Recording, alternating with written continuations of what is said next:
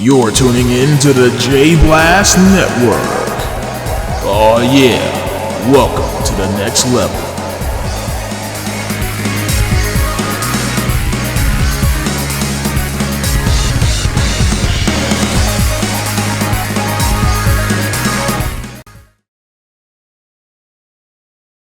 Yo, everybody, welcome back to the channel.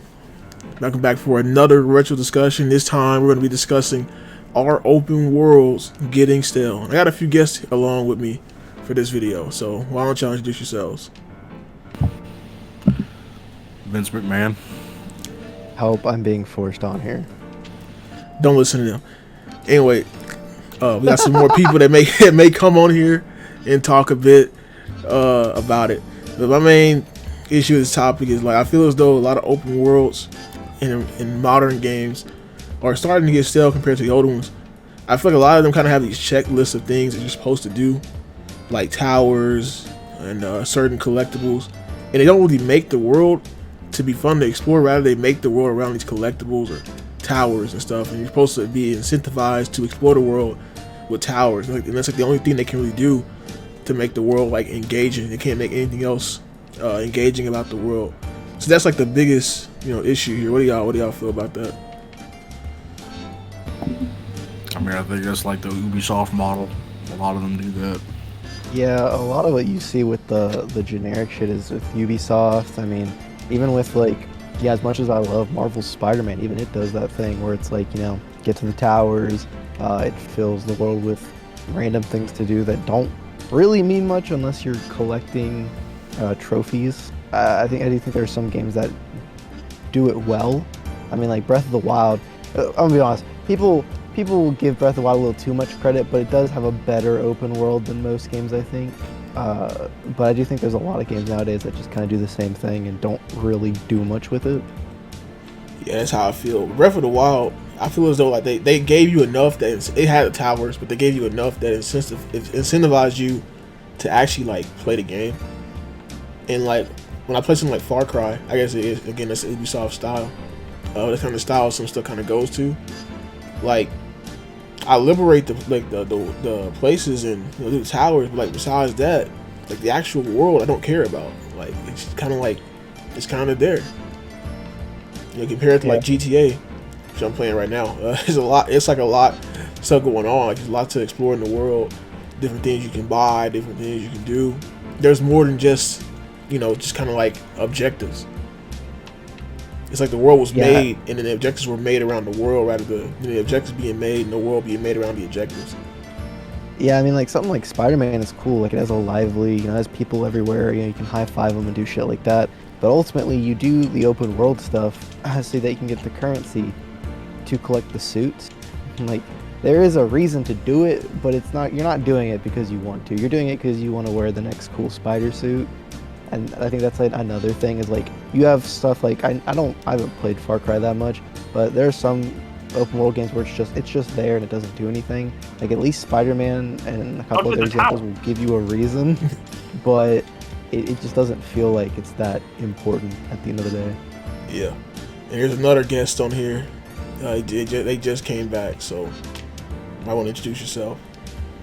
I'm Shinchie.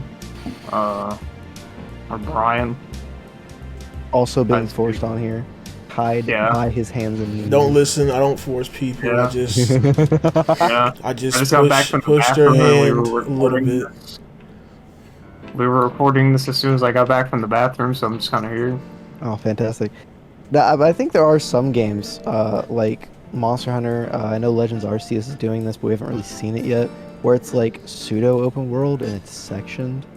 So like that kind of works because Hunter kind of does. Yeah, that's what I'm saying. Because it's like that feels like the world is still contained and there's a lot within that world, but it's made in a way to where you never really feel like it's just empty space because it's sectioned off and there's a reason for it to be there. I think when you compare that to like a lot of open world games nowadays, it doesn't seem as interesting for a lot of them. A lot of them don't do much with it, to be honest. Like they're just kind of there. They're not really like, I don't know, they don't really add anything to the game. Like too much. Like Far Cry, you know, you keep bringing up Far Cry, but like, yeah, for example, that's like a really big one where it's just like, I mean, really, there's just like some outposts you can do. Like, that's about it. Everything else is just kind of, it just kind of exists. I mean, even when they throw like side quests, right? Sometimes it's just like a collectible side quest, like collect this. And that's pretty much the same thing where it's like you're forcing me to go around this world, but I don't care. Like I'm doing this to fill a number and get a trophy, and it's like that doesn't do anything for me. I've noticed like I've actually been more excited to explore like semi-open worlds in Monster Hunter than I have with like some of the more modern games. Some of the other older games too that are like, I guess they are retro, but like they still, I guess they aren't super retro. Something like Fallout New Vegas or like Skyrim or something. Even like Morrowind, like the world itself, like I know it's not an open world game in the sense of like go out there, or it kind of is go out there and explore, but like the world itself, like you look at something. I hate to be that Todd Howard thing, you know, he's like, you see that mountain, you can go there. But I mean, it really is that, you know, you get that feeling like, oh, I see that mountain, I want to go there. And you don't even have to do a quest to do that. You don't have to like have something assigned to you. You just want to go there. Like you want to go there out of it. The quest just kind of like puts you in another area to where you can look at something like that and then go there. Not really force you to go to that area in a way. And it also comes down to what a lot of companies are focusing on is making it look better and making the open worlds bigger. And it's like, I don't care how big they are. Like, GTA 5's open world is huge. Like, it's pretty big, but most of it has something there. Like, even in the desert, like, middle of nowhere, there's a military base you can crash into and steal a military plane. Yeah, they're little desert towns, too. Yeah. Yeah, it's like, that's cool. But like, there's a lot where it's just like, oh, there's this random patch that has like a note page, which is part of my 200-page collectible. Like even, I just thought as Ghost of Tsushima's open world. I love Ghost of Tsushima. That game looks great, bro. Their open world, I didn't even finish all the collectibles because they would just throw like 100 of something around. And I'm like, why would I want to collect this? I get nothing. That game's open world seems to like, it obviously follows a like normal open world game structure, but like, it seems a big point of that open world is to like fucking show you all the pretty art direction. Essentially, Oh, like really, a lot really of want you to see a lot how of the pretty the spots game is. are basically just like, hey, look how pretty we made this area. Yeah, I don't Exactly, blame and them it's that. So they put a lot And it's like of they'll work just in that. throw. And the thing is, a lot of them, it's like you can tell that they put effort into these collectibles and stuff like that because it's like a huge wall of text, of lore. Like with Ghost of Tsushima, they have the Mongol artifact, and it's just like, or like they have notes and stuff where it's like this huge thing, like multiple paragraphs. You can tell somebody put the effort into this, but I just don't care. Yeah, I'm not a big fan of collectibles. I generally don't think they're like that big of a fucking, like a great Like, way to do that type of stuff. Yeah. I don't know. It's just not very interesting to me. That's how I feel about collectibles, like too. that's purely like a taste thing I've noticed because like I've seen people in our spectrum where like side of the spectrum where like we just don't care, but then I see like people that like their big thing of like going in like these bigger worlds and games is like getting the collectibles, like they're like 100% monsters where they have to get everything and shit. see, Yeah. I'm a That's 100% definitely a guy. niche, but I don't Yeah. think that's like really a great incentive for like Yeah. most Oh, people. yeah. Like it to- Well, yeah, I feel there's different kinds of 100%. There's the 100% where Yeah. it's something like getting all the trophies or getting something rewarding for it, which I'll do, right? Like I just finished Metroid Dread, which isn't an open world, but I 100%ed it because I wanted to, because I felt rewarded for getting everything in the game. But Ghost of Tsushima, I'm gonna be honest, I 100% of that game. I got all the trophies, and there were still collectibles to get. They didn't even put all the collectibles into the trophies. So why would I go for the ones where it's like collect 100 flags in the game when you don't even get a trophy for it? You don't get anything for it besides like some more armors for your horse or something. Yeah. And it's not even that big. Like, why would I do that? And that kind of what you said about the collectibles. That kind of goes into like the semi-open world games like Mario Odyssey, Mario 64, Banjo, stuff like that. Like those platformers. Like I personally never cared about the collectibles. I cared about the worlds in them. So when they would make something where they put like 50, 100 collectibles and that's all the game was, it was like kind of boring.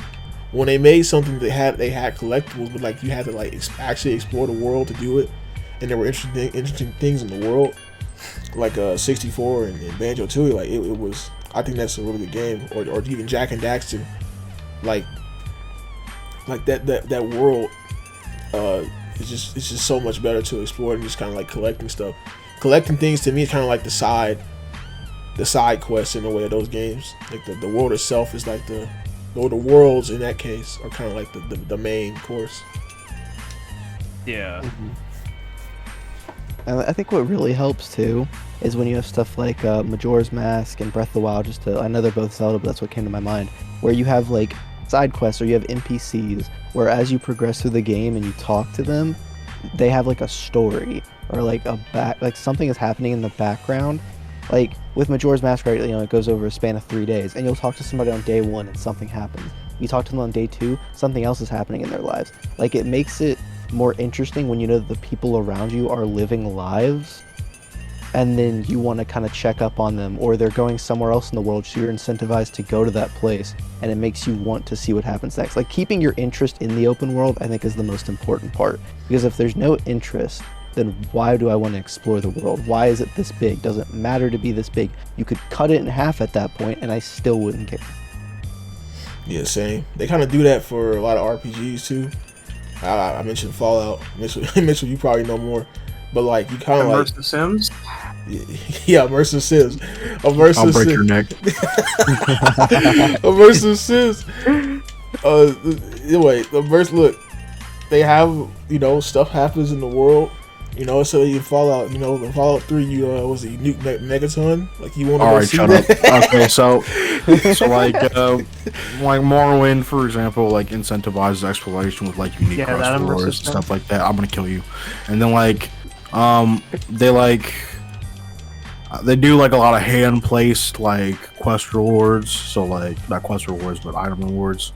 So like that helps to like incentivize exploration because like you can actually find useful shit and like random dungeons you find. Like there's an actual reason to go out and explore, not just like, I mean, a big problem with a lot of the later games, a lot of the loot is randomized and like certain brackets, so it really just doesn't like if you find something cool in a dungeon, you're just gonna find something else better than it like in a couple of levels. There's really no like incentivization.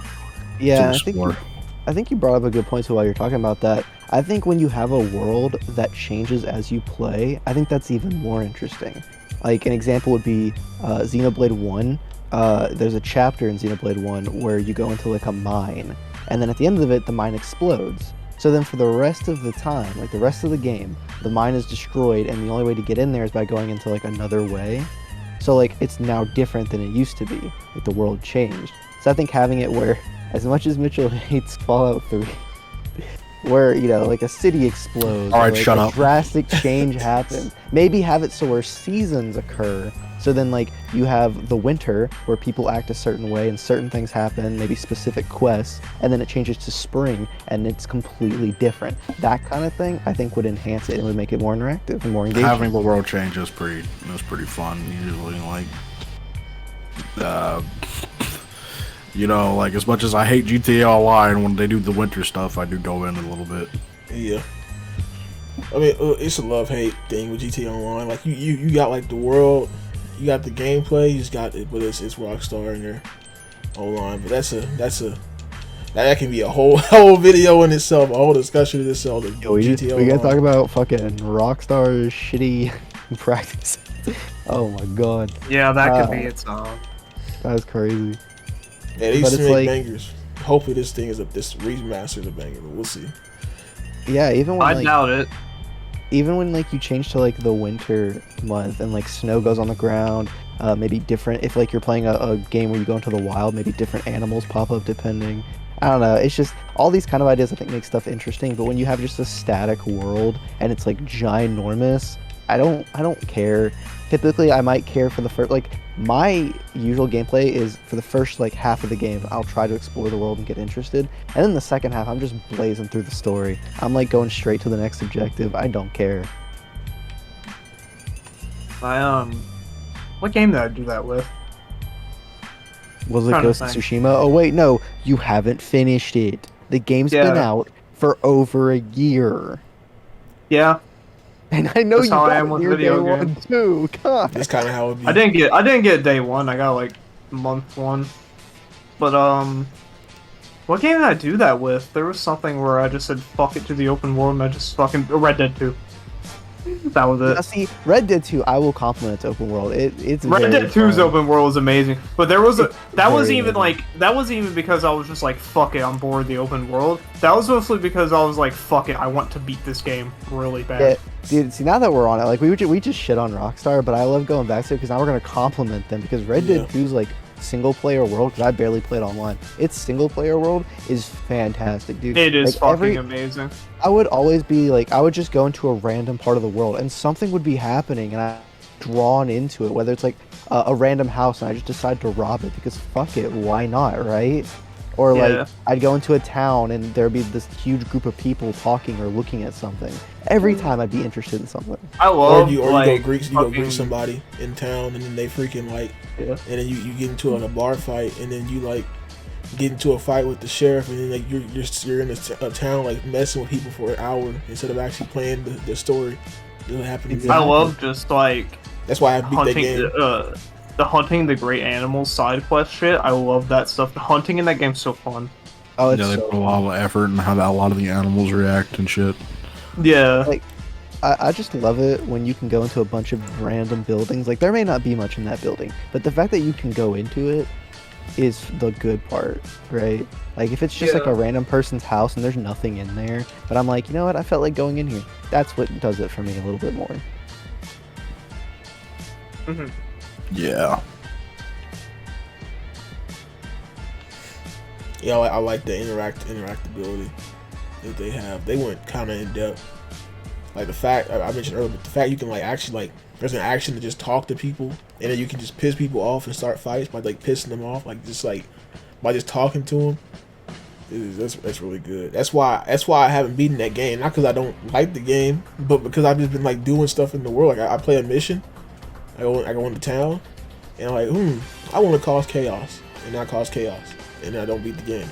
But I mean, it's good for that. That's a good thing. I have the same thing with Breath of the Wild. Where I have not beaten that game, but it's not because I have everything to beat the boss. I have everything to beat the boss right now, but like I just keep exploring. I don't want the game to end. Yeah, I was gonna say Red Dead 2 and Breath of the Wild were probably the biggest two examples of where, you know, typically I'll play like 2 to 3 hour gameplay sessions if I'm not, you know, playing it for like a major reason. I'll usually play for like 2 to 3 hours, and sometimes I would never get anything done. I'd be like, what did I do today? Oh, I hunted animals, I robbed a couple families, rode my horse a little bit, looked at the pretty scenery. All right, good day. Like, that'd be it. And like I never felt like I wasted my time, you know. Yeah, a lot of time and money goes into making an open world that's like actually interesting. So I think a big problem is that a lot of the companies just, you know, they just want to have like the open world to have it, but like they don't want to put in the time or the money to like make it actually interesting. Yeah. Yeah. It's like, it's really like, I don't even think it's a thing of like the genre being oversaturated. It's just that like we get a lot of examples of companies wanting to be copycats, and then like they'll fucking just make the open world not really interesting, or they'll pull Ubisoft or like the Far Cry world just kind of blend in together because you're doing the same shit with like the towers and shit like that. Yeah, It's just pretty like, much. okay. How many Far Cry games are there at this point? 6. There are 6. Well, it really like started 6, from 3. including, like, Not counting the 3. side games, just like Far Cry, Primal. Yeah, Yeah. It really the But, like, standard here's the formula thing, kind of like- started with 3 because the Now- ones before it. Well, it started with 2 because 2 actually was. Oh yeah, open 2 world. did.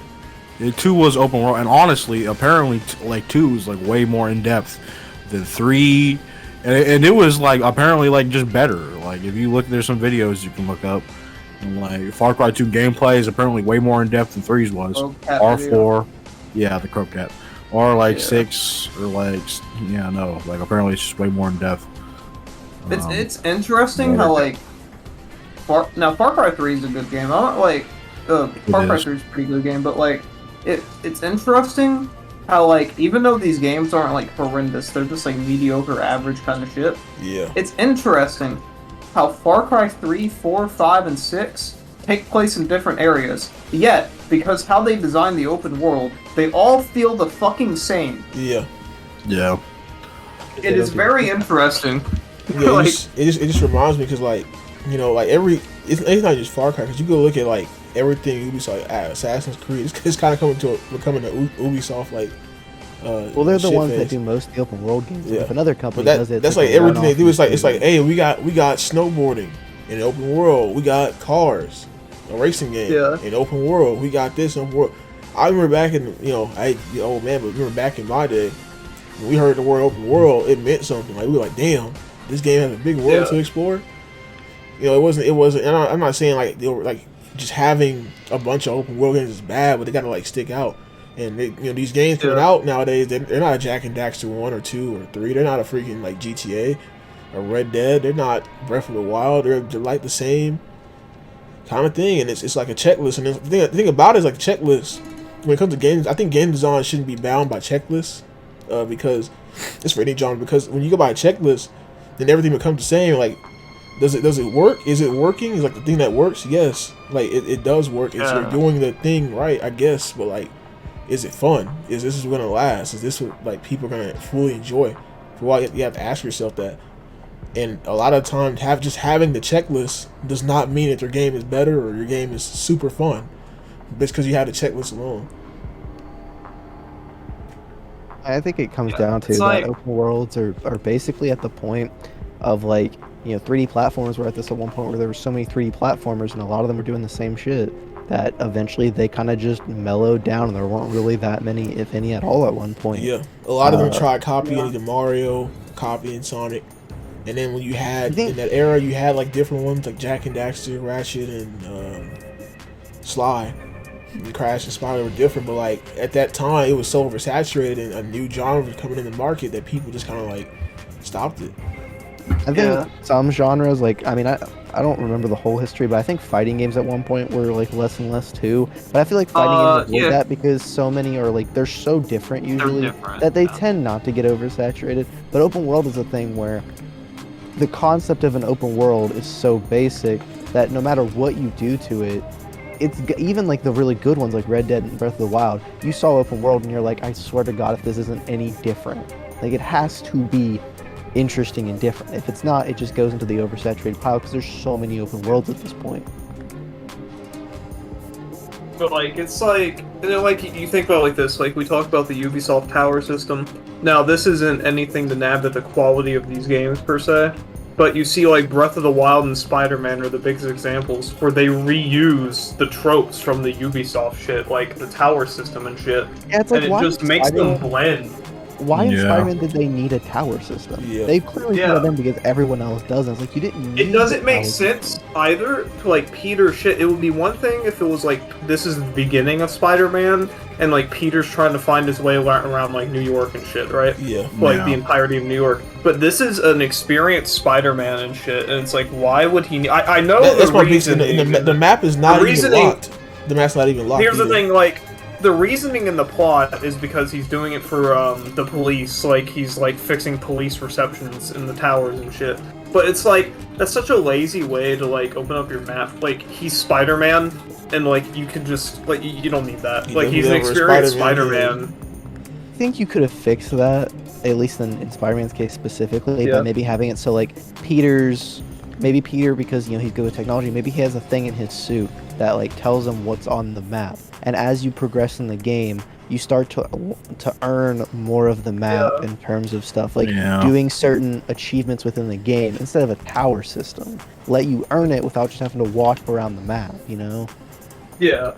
Yeah.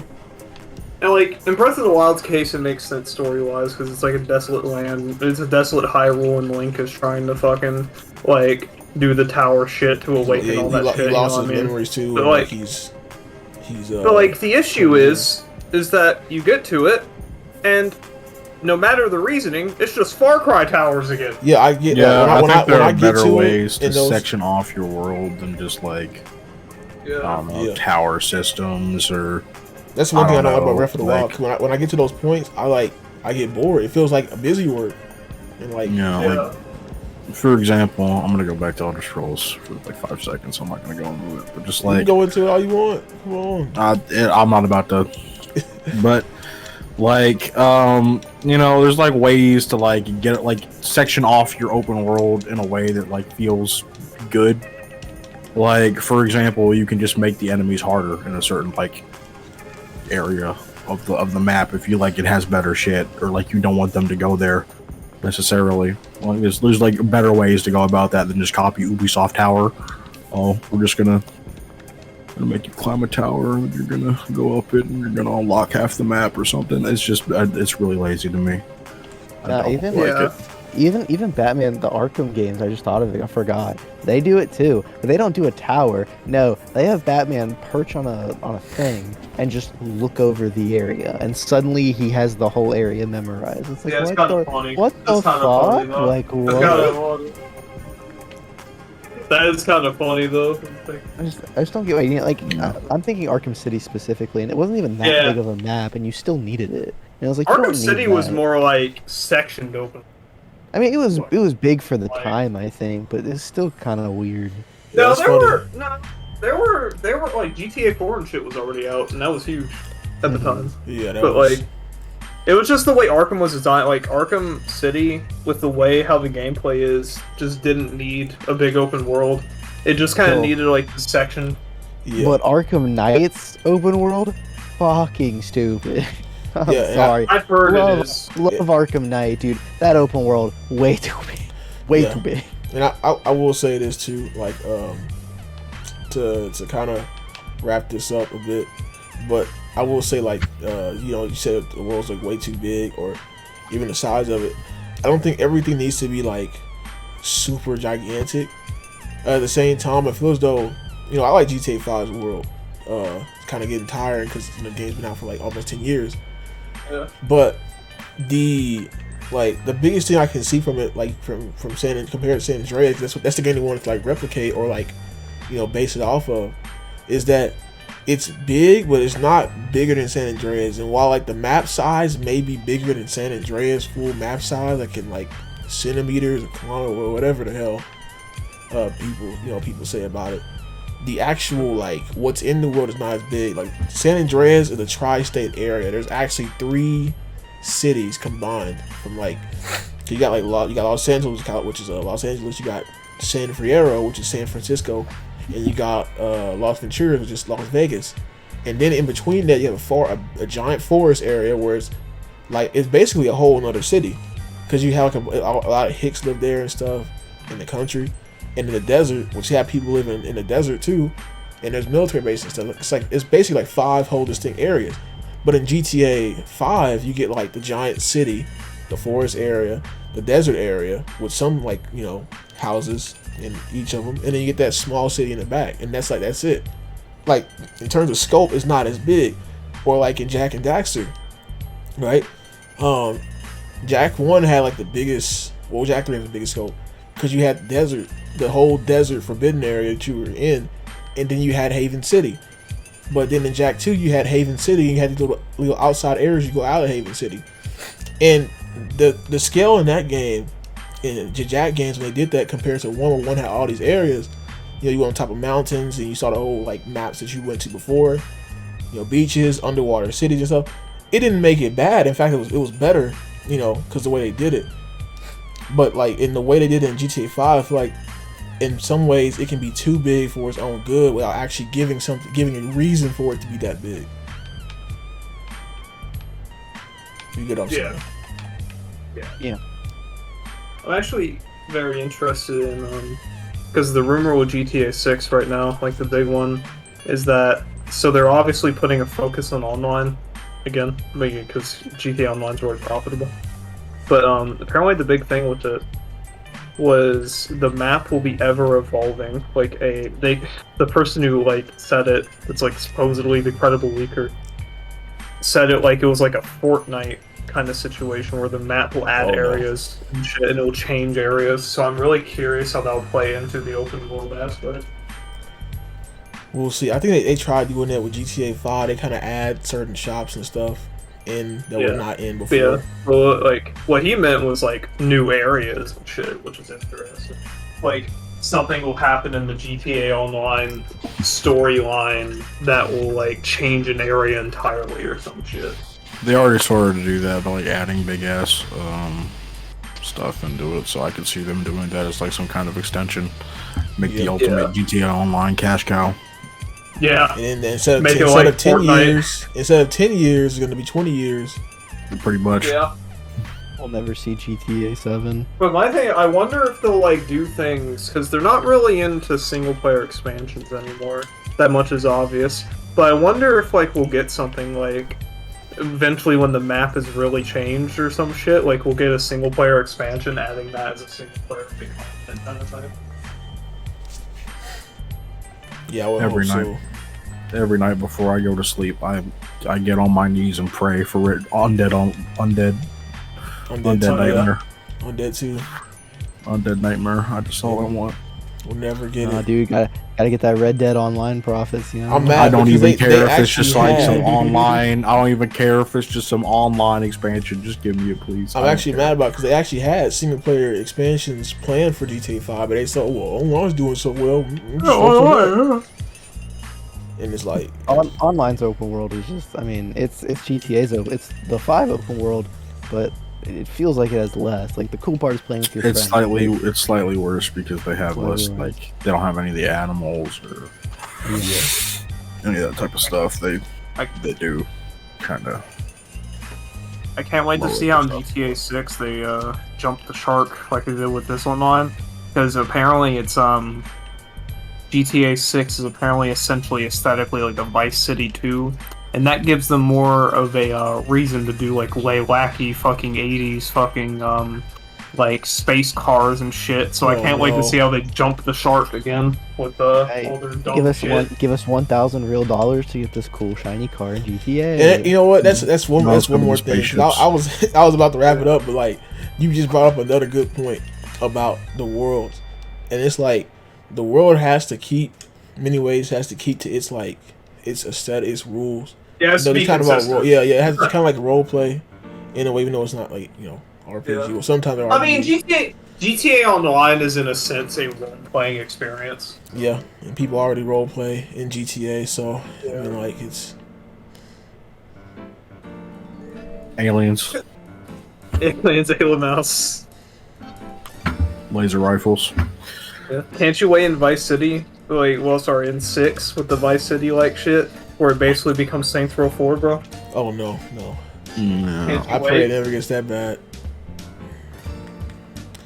But yeah, it has to keep to it. Like all this like Mission Impossible crap that they're doing, GTA, dog. I just want a game about gangsters. Like I just want to go around and like, do the hood stuff. The main appeal of GTA was always what the fucking name implies that you do. Grand Theft Auto, fucking big crimes. Yeah, now we're like superhero agents saving the world and all this other BS. It's like, come on. Yeah, that's okay. This is another topic, but that little idea is starting to get saturated too. If you notice it, like Saints Row, Fortnite does it.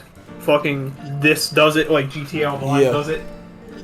Everything does that goddamn mission. We're heroes. Yeah. We're heroes. Yeah. We're villains, but we're heroes. Those are the 3 that like stick out to me. Fucking Fortnite, GTA Online, and fucking Saints Row. Fucking, it's what they always do. I hope this new Saints Row game is good. I know it's not looking. Yeah, gameplay is looking good. Gameplay's looking good. The story, not so much. Yes. How's the open world? The open world. It's actually looking good. It actually looks decent. Yeah, the 1 and 3 the was open like. world and gameplay looks good. Yo, we didn't even bring up Saints Row 2's open world, which is another Chino. good open Yeah, world. it's very Amazing. interactive. Absolutely. Very interactive. Very. Yo, cannot has tell so you much. how many hours I've spent in Saints Row 2's open world just driving around listening to the radio. I like how you can Yeah. blow up individual parts of the train. The train that you can didn't ride- exist in And 3. you can actually ride a train. There's an actual train, and there's like caves and forests and stuff. Like that's stuff. There's an we kinda underground mall. want. Yeah, there's like a whole there's a section of the city where it's just like a water area where the shops are on like the water. And you can like ride a boat to the area. It's really cool. Yeah. And then like you look at other big open world games, or not even open world games, but like look at stuff like Sonic Adventure 1 and that world. You know that's still interesting to explore. It's small, little hub world, but there's You still had to interesting bring explore. fucking Sonic. I into sure the damn did. I sure damn did. game. Can't help. I can't help it. I had to add that in the video before I left it off. I mean, he's gonna be on the thumbnail anyway, so might as well. But I forgot the other game I was gonna talk about that had a good. It's not like an open world game, but it had a really good. For what it had, it was really good. I forgot the game. What was that one GTA ripoff game? There's a lot of them. I forgot what it was called. No, it was like a bootleg one. I played it before. Was it Crime Time? Yeah, No. Crime Time. Oh no. No, wait. No, I'm thinking of something else. I forgot what it was called. It was really good. Oh, yeah. Oh, I'm right now. Another game with a great open world, Tony Hawk's American Wasteland. Even though it's connected, even though the world is connected through hallways, it's just levels connected through hallways. The actual world, the stuff you do in it, like the levels Sonic are checked designed very off. well. Tony Hawk's checked off. And then Spyro has good like open worlds. You got too. Spyro. Spyro checked off. And you know, Ratchet and Clank, the Crack in Time. Ratchet and You know, they had open worlds too with the space. You're Crash in the space. next. Okay, he literally can't compliment a Crash open world. Literally Yeah, cannot. Crash when Sanity had open world. Yeah, it did. It had open Jesus, world. Crash. It had open world. What else? What else? Maybe it's time to end the video. Sly Cooper had open world. Sly Cooper 2. Okay, we need to end the video. Oh. Wrap it up. Hey, what's So what another did one? we learn? What's another one? Anyway, look. All right. Point is, all right. New open worlds. A lot of them are still. Game developers, you watching this video, please, for the love of God, take out the fucking towers. Please, for the love Just of God. make it interesting, make the world evolve. Just Yeah. make us want to explore and give us like rewards for exploring. You know, costumes. Invest are your cool, money, but, like, crunch your workers. You know, power ups and items and such really do go a long way. Exactly. They do.